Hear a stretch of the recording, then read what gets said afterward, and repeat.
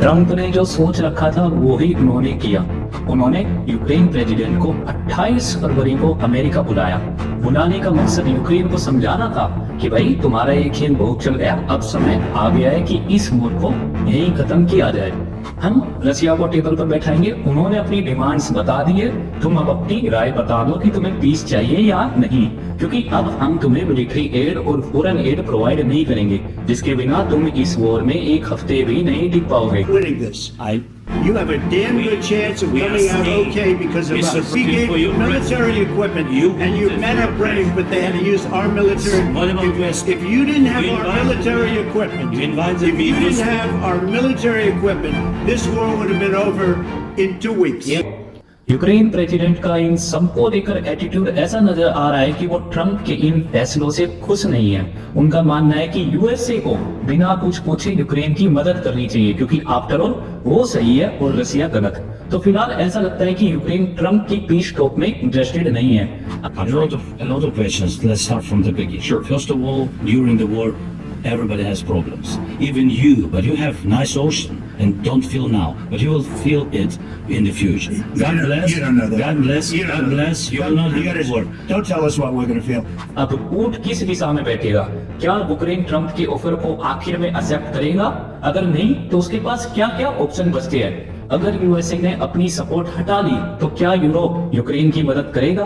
क्या ट्रंप का फैसला सही है? आफ्टर ऑल अगर मजबूत देश कमजोर देश की मदद नहीं करेगा तो बड़ी मछली यानी कि रसिया छोटी मछली यानी कि यूक्रेन को खा जाएगी।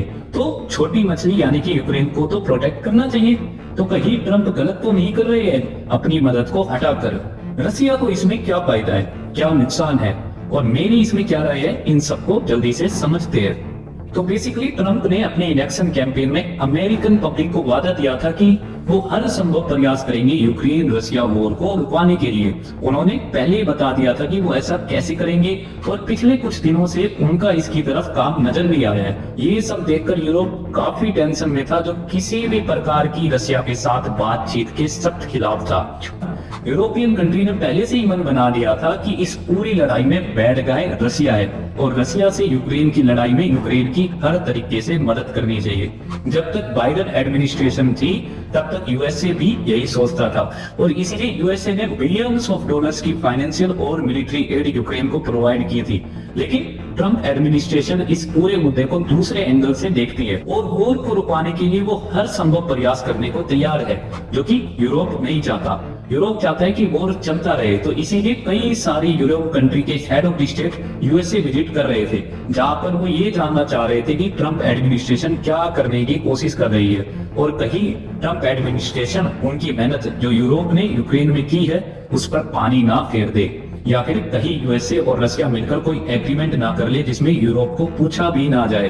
तो फिलहाल यूरोप उस फूफा जी की तरह बिहेव कर रहे हैं, जो इसीलिए नाराज है कि किसी ने उनकी राय नहीं ली। एनीवे, अब तक यूरोप के हेड ऑफ स्टेट को यूएसए विजिट होने से ये बात तो पता चल गई कि ट्रंप इस वॉर को इतना बढ़ने में कहीं ना कहीं यूरोप को भी दोषी मानता है। ट्रंप का मानना है कि वॉर को शुरू होने से पहले ही रुकवाया जा सकता था। अगर बाइडेन एडमिनिस्ट्रेशन और यूरोप दुनिया को सफेद और काले में नहीं बांटती और अपने आप को सफेद बताकर रसिया को काला ना बताती और जमीनी हकीकत समझकर सही फैसले अगर लिए जाते तो ये वॉर इतना बढ़ता ही नहीं।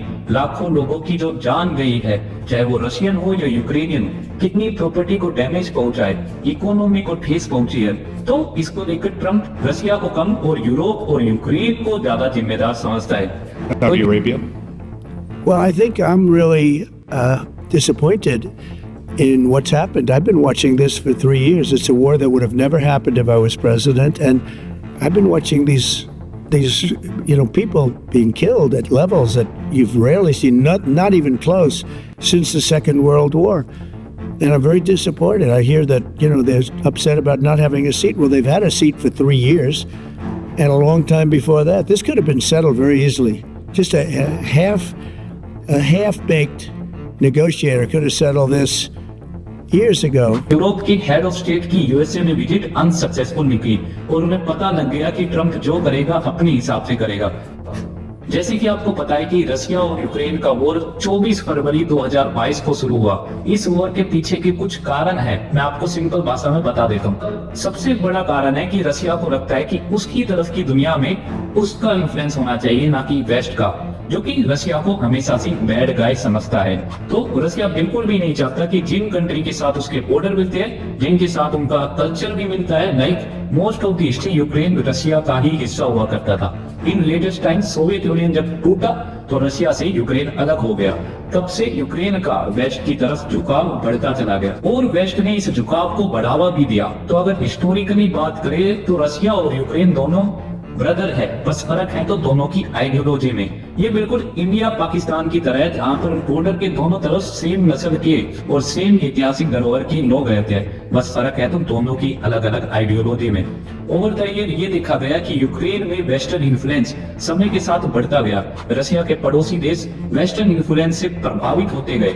ये आप नाटो के एक्सपेंशन से भी देख सकते हैं। शुरू में नाटो की जब स्थापना हुई तो उसमें सिर्फ 12 एलीट कंट्री थी, फिर धीरे धीरे बढ़ते बढ़ते और कंट्री ने भी नाटो को ज्वाइन कर लिया।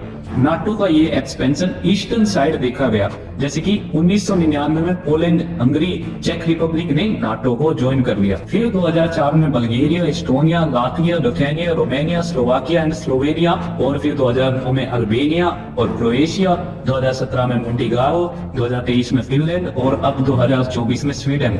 तो समय के साथ साथ नाटो का ईस्टर्न एक्सपेंशन हुआ है। रशिया इसी ईस्टर्न एक्सपेंशन के खिलाफ है। इसको लेकर रशिया ने कई बार आपत्ति जताई है कि नाटो का ईस्टवर्ड एक्सटेंशन ठीक नहीं है, हमारी सिक्योरिटी को खतरा है। हम नहीं चाहते कि नाटो की मिसाइल और डिफेंस सिस्टम हमारे बॉर्डर के इतना नजदीक आए। कल को हो सकता है कि हमारा किसी पड़ोसी देश से कोई मतभेद हो जाए। जब दो बर्तन एक साथ रखे जाते हैं तो वो खड़कते ही है। तो अगर हमारे किसी पड़ोसी देश से कोई भी मतभेद हो तो हम नहीं चाहते कि नाटो के डिफेंस सिस्टम का इस्तेमाल हमारे खिलाफ हो। ये पॉइंट अक्सर लोग मिस कर जाते हैं, ये कहकर कि किसी भी कंट्री को फ्रीडम ऑफ चॉइस है कि वो नाटो ज्वाइन करे या ना करे। लेकिन जब सिचुएशन अपने ऊपर रखकर समझी जाए तो आप रशिया की भी दुविधा समझ सकते हो। जैसे कि आप भारत का ही केस ले लीजिए। अगर मान लीजिए नाटो पाकिस्तान को अपना मेंबर बनाने की कोशिश करता है तो क्या आप इसका विरोध करेंगे या फिर ये कहेंगे कि पाकिस्तान एक इंडिपेंडेंट कंट्री है और उसको पूरा अधिकार है अपने फैसले लेने का, जबकि आपको पता है कि भविष्य में नाटो के मिसाइल भारत के ही खिलाफ यूज किए जाएंगे। पाकिस्तान और एरोगेंट हो जाएगा क्योंकि उसको पता है कि अगर इंडिया कुछ करता है तो पाकिस्तान के लिए युद्ध लड़ने के लिए नाटो है। तो अगर आप रशिया की जगह अपने आप को रखते हैं तो जाहिर सी बात है कि आप इसका विरोध करेंगे। रशिया के नाटो का ईस्टवर्ड एक्सपेंशन को लेकर विरोध कहीं ना कहीं समझा जा सकता है। मैं ये नहीं कह रहा कि अगर यूक्रेन नाटो में ज्वाइन होने की बात नहीं करता तो रशिया यूक्रेन पर अपना दबदबा बनाने की कोशिश नहीं करता। जाहिर सी बात है कि एक पावरफुल देश एक कमजोर देश को दबाने की, उस पर अपना इन्फ्लुएंस क्रिएट करने की कोशिश करता है। यहाँ पर ये नहीं समझना चाहिए कि रशिया का यूक्रेन को लेकर आक्रामकता यूक्रेन के नाटो ज्वाइन करने के प्रस्ताव से है। मैं बस ये कह रहा हूँ कि वेस्ट ने हमेशा रशिया को इग्नोर किया है। वेस्ट और रशिया के बीच में हमेशा ट्रस्ट इशू रही है और वेस्ट ने कभी भी इन ट्रस्ट इशू को कम करने की कोशिश नहीं की है। ऐसा लगता है कि वेस्ट को हमेशा किसी ना किसी एनिमी की तलाश रहती है। पहले रशिया था और अब चाइना। वेस्ट के अंदर एक सुपीरियोरिटी कॉम्प्लेक्स है जहां वेस्ट अपने आप को वर्ल्ड के हर एक दूसरे कोने से सुपीरियर समझता है। इस सुपीरियोरिटी कॉम्प्लेक्स की वजह से वेस्ट, खासकर यूरोप, ये नहीं देखता कि उनकी हालत कितनी खस्ता है। एनीवे रशिया को अब तक कहीं ना कहीं पता चल गया था कि चाहे हम कितनी भी कोशिश कर ले, वेस्ट हमेशा हमें बैड नजरिए से ही देखेगा। ये सभी फैक्टर ने कहीं ना कहीं कंट्रीब्यूट किया इस मेजर एक्सेलेरेशन में। अब जैसे ही वॉर शुरू हुआ तो इमीडिएटली वेस्ट ने रशिया को बैड गाय बता दिया और फुल सपोर्ट दी यूक्रेन को इस वॉर में, जिनके बिना यूक्रेन वॉर शुरू होते ही हार जाता। डायलॉग और डिप्लोमेसी का भी काफी कम ही इस्तेमाल किया गया। किसी ने ये सोचने की कोशिश नहीं की कि व्हाइट और ब्लैक की इस कॉन्सेप्ट से, बैड गाय और गुड गाय की इस कॉन्सेप्ट से बाहर निकलकर इस वॉर को रुकवाने के लिए जरूरी प्रबंध किए जाए। लेकिन वेस्ट को लगा कि जरूरी प्रबंध करने की तो बात ही नहीं बनती। ऑफ कोर्स रशिया बुरा है और हम अच्छे, हम गुड साइड है, तो हम वॉर को रुकवाने की बजाय वॉर में यूक्रेन को फुल सपोर्ट देंगे। रशिया के खिलाफ सैंक्शन लगाएंगे, पूरे वर्ल्ड पर दबाव बनाएंगे कि जैसा हम सोचते हैं वैसा ही तुम भी सोचो। अगर तुम वैसा नहीं सोचते हो और रशिया के खिलाफ हमारे सैंक्शन में भाग नहीं लेते हो तो तुम भी बैड गाय हो और हम तो गुड गाय है ही। तो वेस्ट का ये एटीट्यूड कहीं ना कहीं काफी हद तक रिस्पॉन्सिबल है आज की यूक्रेन रशिया वॉर को लेकर। तो वेस्ट ने बहुत फाइनेंशियल और मिलिट्री एड यूक्रेन को दिया। इसमें सबसे ज्यादा हिस्सेदारी यूएसए की थी, जिसने अकेले ने ही अब तक यूक्रेन की 120 बिलियन डॉलर से मदद की है। जितना कंट्रीब्यूशन पूरा यूरोप कर रहा है इस वॉर में, उतना तो अकेले यूएसए का ही कंट्रीब्यूशन है। अगर यूएसए अपनी फाइनेंशियल एड हटा लेता है तो यूरोप अपने दम पर यूक्रेन की मदद नहीं कर सकता। ऐसा लगता है कि यूरोप का इस वॉर में अच्छा दिखने के पीछे का कारण अमेरिकन पैसे है। बिना अमेरिकन पैसे के यूरोप कुछ नहीं कर सकता। यूरोप चाहता है कि यूएसए पैसा देता रहे और हम अच्छे दिखते रहे। इसीलिए यूरोप टेंशन में है जब से ट्रंप प्रेसिडेंट बना है, क्योंकि ट्रंप ने अपने पॉलिटिकल कैंपेन में ही वादा कर दिया था कि वो यूक्रेन को जाने वाली सभी एड को रोक देंगे, जिसके बिना ये वॉर एक हफ्ते भी नहीं चलेगा। जाहिर सी बात है अब यूएसए इस वॉर को रुकवाना चाहता है ताकि उनके पैसे बच सके। यूरोप और यूक्रेन चाहता है कि यूएसए पैसा देता रहे ताकि रशिया को हराया जा सके। इसीलिए ये सब ड्रामा अब व्हाइट हाउस में देखने को मिल रहा है। अब यूक्रेन के प्रेसिडेंट के एटीट्यूड से लग रहा है कि वो पुतिन के साथ किसी भी पीस टॉक के खिलाफ है। उनको लगता है कि पुतिन पर विश्वास नहीं किया जा सकता और उससे और ज्यादा गारंटी की जरूरत है। Men stuff. Of course, we want to stop the war, but I'm saying you don't want a ceasefire. that's for you. I want a ceasefire. When guaranteed. Because you get a ceasefire faster than an agreement. Ask our people about ceasefire, what they think. That wasn't with me. For you, what That wasn't with me. That was with us. Ukraine की president की position ये नजर आ रही है कि भाई तुम तो पीस डील कराकर चले जाओगे, भुगतना तो हमें ही है, तो हमें गारंटी दो कि ऐसा भविष्य में कभी नहीं होगा। अब इस चीज की क्या कोई गारंटी दे सकता है, मैं आपसे पूछता हूँ। बिल्कुल भी नहीं। कोई भी भविष्य की गारंटी कैसे दे सकता है? पंडित फेरी कराता है तो क्या वो गारंटी लेता है कि शादी सक्सेसफुल ही होगी?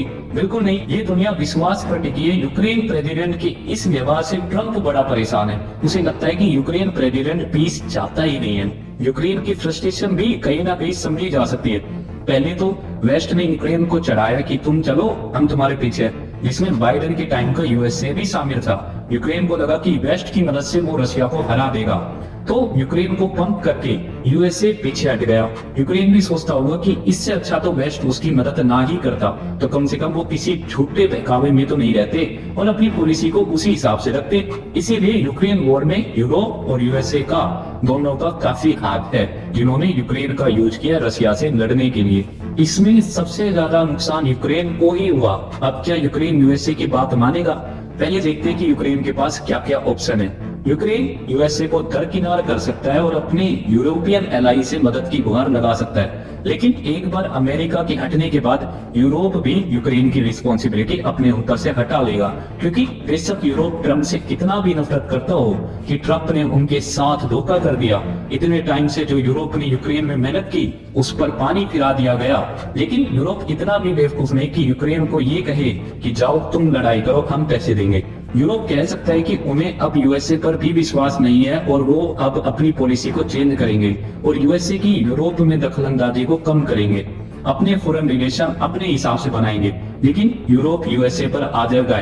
यूएसए की मदद से यूरोप अपनी सुपीरियोरिटी कॉम्प्लेक्स को मेंटेन कर पाता है। रिमेंबर, यूरोप के हिसाब से वो हम सबसे सुपीरियर है, चाहे फैक्ट्स कुछ भी कहते हो, चाहे यूरोप के गोल्डन दिन चले गए हो और इंडिया और चाइना जैसी एंशिएंट सिविलाइजेशन फिर से दुनिया में अपनी खोई हुई स्थान को वापस स्थापित कर रही हो, लेकिन फिर भी यूरोप अपनी सुपीरियर कॉम्प्लेक्स को बनाए हुए है। तो मुझे नहीं लगता कि यूरोप ज्यादा दिन तक इस वॉर को फंड कर पाएगा।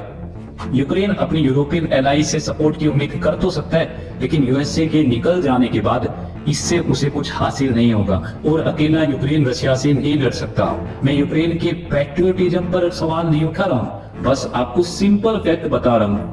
तो मोस्ट प्रोबेबली जेलेंस्की को टेबल पर आना ही होगा। यूक्रेन वाले यूएसए को कोसेंगे, यूरोप यूएसए को कोसेगा, पूरा वेस्ट यूएसए को कोसेगा, तो सारी बुराई यूएसए को मिलेगी कि कैसे यूएसए की वजह से हमें घुटने टेकने पड़े।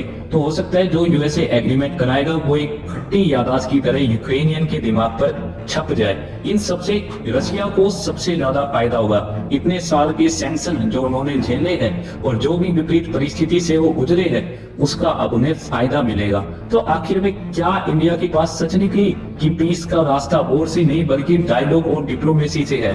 शायद ऐसा ही प्रतीत हो रहा है। बस गम इस चीज का है कि फिर वॉर करने की जरूरत ही क्या थी? लाखों यूक्रेनियन और रशियन जो युद्ध में मारे गए, शहीद हुए, अगर अभी भी USA in the end dialogue और डिप्लोमेसी का ही इस्तेमाल कर रहा है, जो यूएसए पहले भी तो कर सकता था। एनीवे, यूएसए की वॉर को रुकवाने की ये कोशिश मेरे हिसाब से ठीक है, क्योंकि वो यूक्रेन के थ्रू रशिया से वॉर लड़ चुका है, बिलियन ऑफ डॉलर्स अपने यूज कर चुका है, जिसका नतीजा ये निकला कि यूक्रेन ने अपनी 27,000 स्क्वायर किलोमीटर जमीन रशिया को खो दी।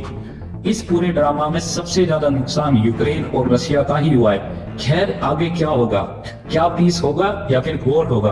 और क्या वो एग्रीमेंट पीस है या फिर कुछ समय के लिए आर्मिस्टिस, जिससे भविष्य के युद्ध के बीज बोए जाएंगे? अपनी राय कमेंट में जरूर बताएं।